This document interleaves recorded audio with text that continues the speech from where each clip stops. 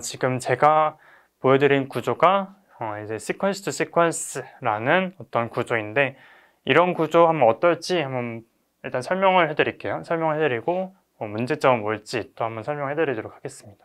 시퀀스 투 시퀀스 모델이에요. 여기 적어놓을게요. 시퀀스 투 시퀀스 모델입니다. 우선 여기서 RNN이 돌아요. 여기서 인공지능에 대한 RNN이 돌아서 최종적으로 히든레이어 유닛이 H3이 나왔어요.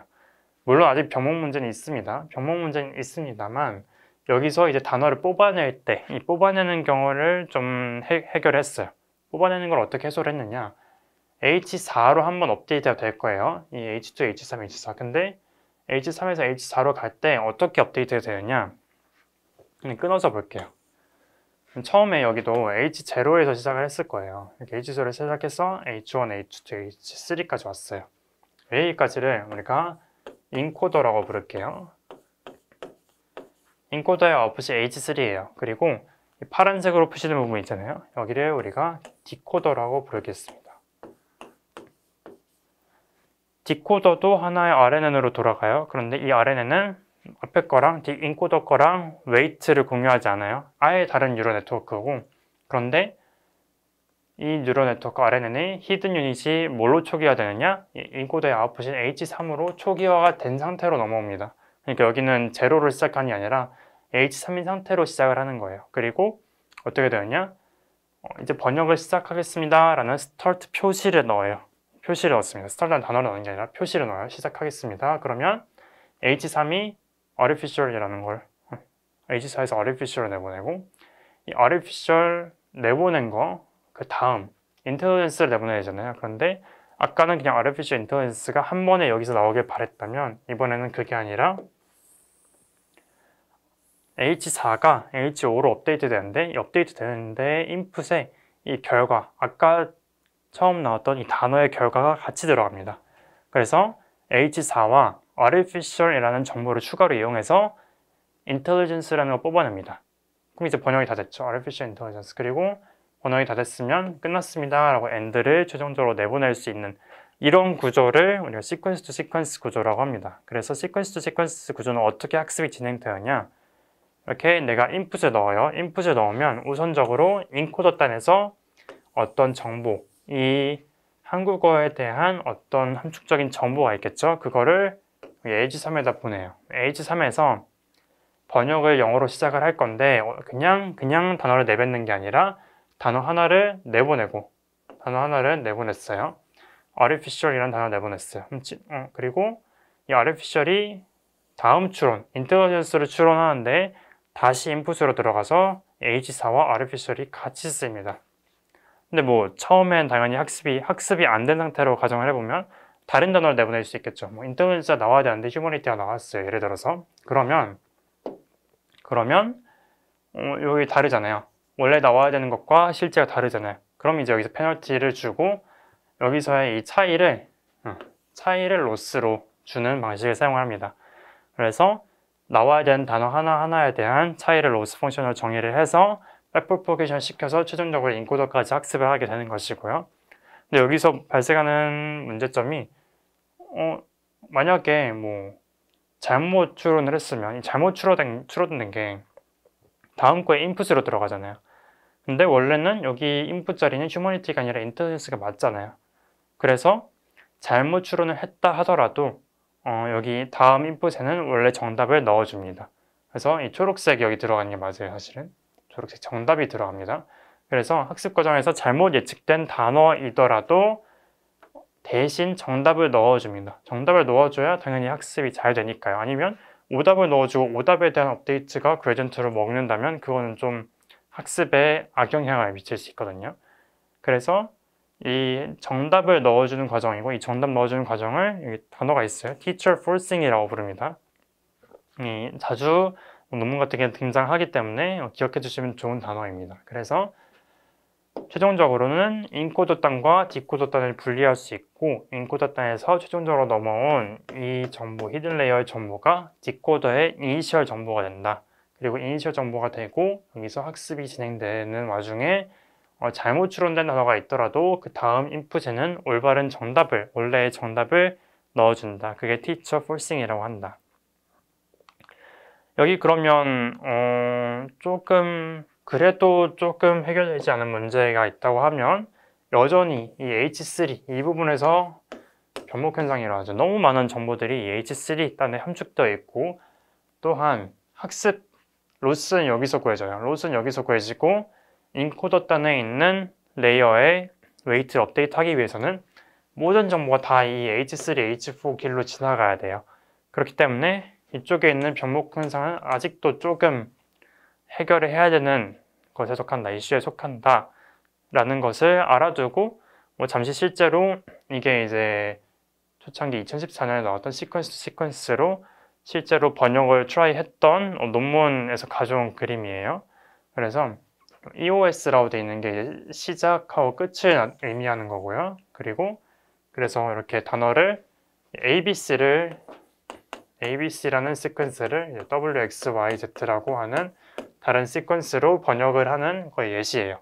ABC를 넣으면 여기서 이제 인코더 단에서 디코더 단으로 넘어가고 이 경계를 중심으로 시작합니다. W 나오고 W를 여기 넣어서 X, Y, Z 그래서 끝나는 이런 형식의 시퀀스 모델을 2014년 논문이에요. 굉장히 그래도 정확도가 높은 편에 속하는 것 같습니다. 하지만 이 버튼넥 프로블럼 아직도 해결이 안 됐어요. 그래서 이 경계에 과도한 정보가 함축되어 있고 이걸 좀 해결해야 된다. 그래야 포워드 할 때 멀리 있는 정보가 여기 안 되는, 적용이 잘 안 되는 것과 백워드를 할 때도 잘 그레디언트가 안 먹는 문제를 일단 해결해야겠다. 해결해야겠고, 어떻게 해결할 것이냐. 어텐션 메커니즘이라는 게 이제 등장을 하게 됩니다. 어텐션 메커니즘, 이제 트랜스포머 모델이나 GPT 모델을 알기 위해서 이제 몰라서는 안 되는 가장 중요한, 이 강좌에서 가장 중요한 개념이라고 볼 수도 있겠어요. 어텐션 메커니즘인데, 이 어텐션 메커니즘은 왜 나타나느냐라고 물으면 궁극적으로 이 버틀넥 프로블럼을 해결하기 위해서 등장했다. 그 동기를 기억을 해둔 상태에서 여기서 그런 버틀넥이 왜 일어났느냐, 이 과거에 있는 정보들, 과거에 있는 히든 레이어 정보들이 그냥 이렇게 단방향으로 오기 때문에 여기서 그냥 그레디언트 포워드든 백워드든 다 뒤에 거 희석이 된다. 그렇기 때문에 이 과거의 정보들 직접 이렇게 좀 이런 화살표들이 좀 있었으면 좋겠는 거죠. 그렇죠? 직접적으로 이 디코더 단에서 이렇게 화살표가 좀 그려졌으면 좋겠다는 거예요. 화살표를 그러면 어떻게 그릴 수 있겠느냐? 영어에서 한국에서 영어로 번역을 하는 걸 좀 생각을 해볼게요. 보시면 좋은 하루 보내가 have a nice day잖아요. 어는 관사라 치더라도 좋으니 nice로 하고 하루가 day가 가고 보내는 have로 간다. 이런 식으로 생각을 해볼게요. 그러면 이게 지금 어순 때문에 뒤죽박죽 화살표가 돼 있잖아요. 그렇기 때문에 그냥 막연하게 H1은 H4로 가고 H2는 H5로 가고 이럴 순 없단 말이에요. 이럴 순 없어요. 그래서 여기 있는 이 블랙박스, 그러니까 여기 지금 H1, H2, H3 이렇게 가고 있는데 요것들을 어떻게 이어줘야 될까? 어떻게 이어줘야 각 단어 생성하는 데 도움이 될까? 어떻게 이어줄까에 대한 고민을 사람들이 많이 했어요. 그리고 어떻게 이어주게 됐느냐? 한번 제가 설명해 드리겠습니다. 아까 그 시퀀스 투 시퀀스 모델 구조를 그대로 따라갈게요.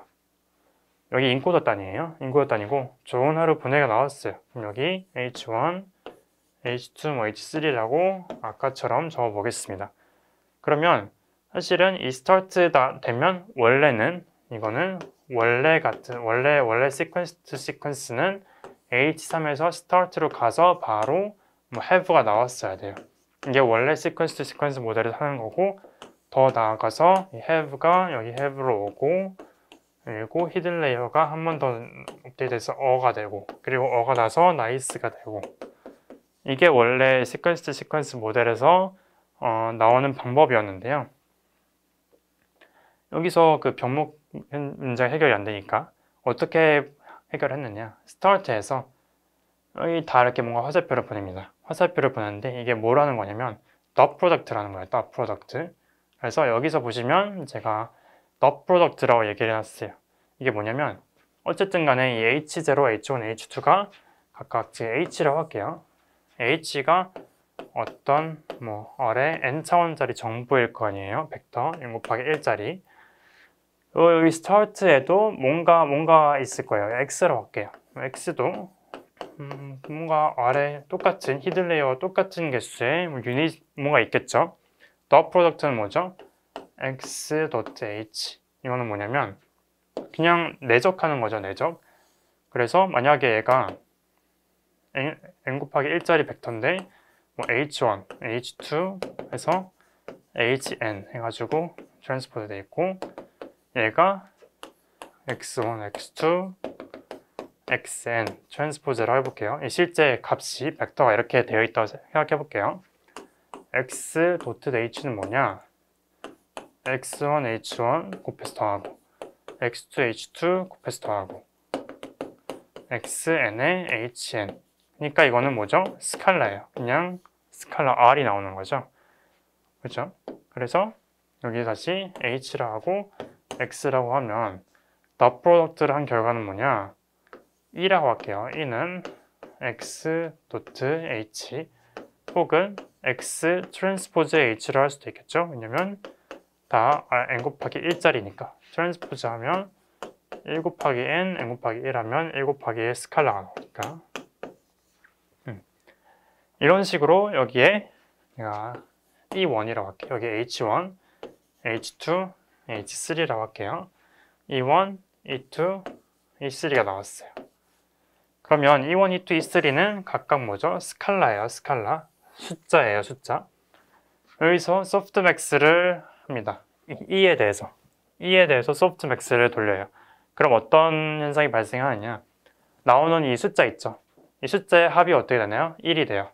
그러니까 E1, E3에서 소프트맥스를 돌려서 각각 알파라는 변수로 우리가 불러봅시다. 이게 알파 3죠. 그러면 알파 1, 2, 3 하면 1이 나오죠. 이게 뭘 의미하냐면 확률을 의미합니다. 확률. 어떤 확률을 의미하느냐? 내가 스타트에서 어떤 단어를 뽑아낼 거예요. 뽑아낼 건데 이 단어를 뽑아낼 때 좋은 하루 보내 중에서 어떤 단어에 가장 많이 가중치를 둘 것인가를 물어보는 거예요. 물어본다라는 거예요. 물어본다. 이 물어본다는 표현을 좀 기억해 두면 될 것 같아요. 그래서 알파1, 알파2, 알파3 나와서 보니까 얘 0.85로 가장 크죠. 제가 임의로 붙인 숫자긴 한데 그러면 첫 번째 단어를 have라는 단어를 우리가 내보내기 위해서 이 보내라는 단어에 가장 많이 집중을 한다는 거예요. 집중을 하겠다는 겁니다. 그래서 여기 보시면 H3, H2, H1 있잖아요. 보시면 어떻게 되냐면 여기에 최종적으로 어떤 값이 보내지냐면 여기 어떤 값이 보내지냐면 시그마의 i는 1부터 당연히 3까지겠죠. 알파의 i에 h의 i 이런 식으로 보내집니다. 그러니까 H3은 0.85만큼 가중치가 붙어지고 H1은 0.05만 가중치가 붙어진다는 겁니다. 그래서 사실상 얘가 거의 1이니까 대부분 얘에 집중을 한다는 거예요. 이 H3라는 정보에 집중을 하겠다는 거예요. 그리고 여기 X가 같이 더해집니다. 그래서 여기에 X가 더해지는데 X가 그냥 안 더해지고 여기도 나름의 웨이트가 붙어요. 그래서 여기에 X가 붙어서 이런 식으로 뭐 컨캐티네이트가 되기도 하고 그냥 곱해지기도 하고 그래서 최종적으로 have가 나오게 됩니다. 그리고 뭐 더해지기도 하고요. 웨이트가 붙어가지고 이거는 어텐션의 종류에 따라 다르긴 한데 뒤에서 보고요. 그래서 아무튼 가중치가 붙어진 H 정보와 원래 정보가 합쳐져서 다음 단어를 예측하게 된다. 그럼 have가 나왔으면 어떻게 되나요? start가 나왔고 들어갔고 어떤 히든 레이어 거쳐서 여기 have가 나왔으니까 다시 have가 인풋으로 들어가고 여기서 이게 그대로 쓰이는 게 아니라 또 여기서 보내요. 다 더 프로덕트를 보냅니다. 그리고 또 얼마나 가중치를 줄 것인가를 보고 적절히 가중치를 섞어서 예측을 합니다. 그리고 어가 나왔으면 또 나이스가 나왔으면 데이까지 이런 식으로 예측을 하게 돼요. 그래서 이렇게 순차적으로 예측을 할 때 보면 시퀀스 모델에서는 그냥 자기 정보만 이용했죠. 이 파란색이 없었어요. 파란색이 없었고 이렇게 연결돼 있었죠. 이렇게 연결된 거를 제거하고 예측을 할 때마다 각각의 모든 단계, 모든 시간 단계에서 히든 레이어 정보를 얼마나 가중치를 두어서 예측을 할 것인가를 매번 계산합니다. 매번 계산을 해가지고 최종적으로 업데이트를 하는 거예요. 여기서 궁금한 게 있어요. 이 가중치를 어떻게 결정할 것인가? 이 가중치가 당연히 have a nice day 할 때 day는 하루고 have는 보내고 nice는 존이고 당연히 아는데 이게 실제로도 이렇게 학습이 실제로도 되느냐라고 궁금해할 수도 있는데 백프로포게이션을 하면서 결국에는 이 단어를 예측할 때 어떤 거에 영향을 많이 받고 이런 것들이 결국엔 다 학습이 됩니다. 왜냐면 정답을 주어지고 이 정답에 대한 원래 어떤 단어가 있었는지도 다 알고 있기 때문에 다 연결이 돼요. 연결이 되고 그리고 병목 현상이 일어났던 것에서 지금 병목을 풀어줬기 때문에 당연히 일반적으로 이렇게 그냥 다 업데이트가 되는 것보다 직접적으로 그레디언트를 때려줄 수 있기 때문에 학습이 잘 되는 것이라고 볼 수도 있고요. 그래서 베이직 어텐션 모델이라고 되어 있는데 기본적으로 어떤 구조를 띄고 있느냐 하나의 단방향에서 보자면 아까 제가 X라고 썼는데 저게 S로 다시 표현을 해볼게요. 그리고 S가 트랜스포드에 대해서 HT 하면 내적을 하면 스칼라 점수가 나오고 그리고 이 스칼라에서 최종적으로 소프트맥스를 거치면 이들의 합이 다 여기서 알파 t로 바뀌게 되고 알파 t의 서메이션이 1이 된다. 그래서 가중치를 최종적으로 결정할 수 있게 된다 이고요. 이게 아까 제가 설명했던 베이직 어텐션 모듈, 기본적인 어텐션 모듈입니다. 그냥 내적을 하는 거. 그냥 내적을 하는 게 베이직 어텐션 모듈이에요.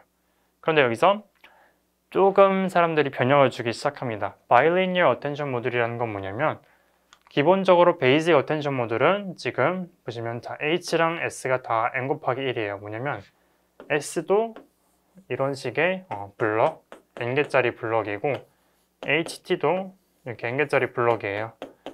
근데 S 트랜스포즈 H, S 트랜스포즈는 이렇게 1 곱하기 n짜리 블럭이고 그 다음에 HT는 이렇게 세워진 블럭이에요. n 곱하기 1짜리.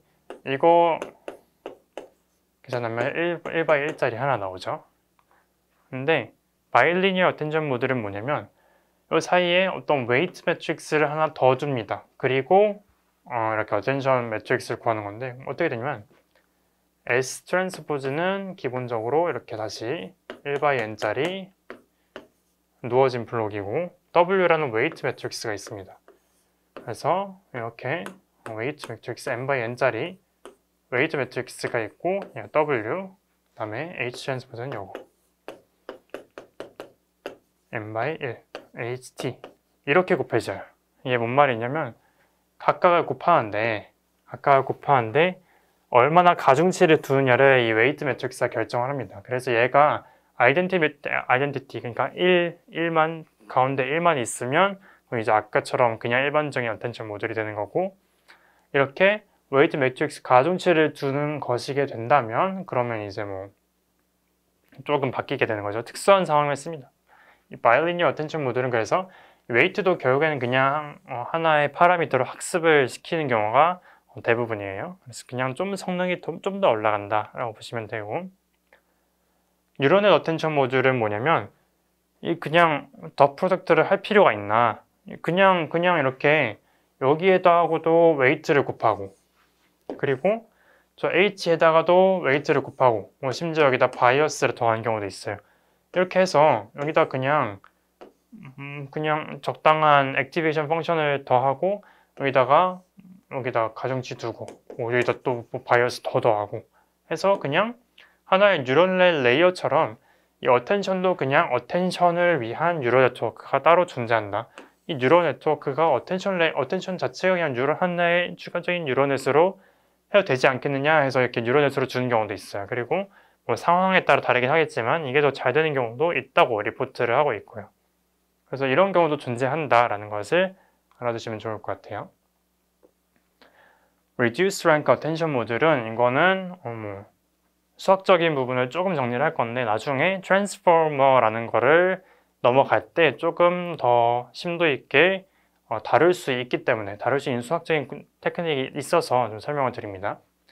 기본적으로 아까 비슷했던 게 bilinear 모듈이었어요. ST, W, HT. 그래서 가느다란 거, fat한 거, 길다란 거. 이렇게 해가지고 결과적으로 하나의 1x1짜리 결과가 나오는 거였는데 여기 보시면 결국에는 이 W를 U transpose B라는 거로 나눈 것 뿐이에요. 근데 일단은 이거 어떨 때 쓰이느냐? 일단은 S랑 H랑 다릅니다.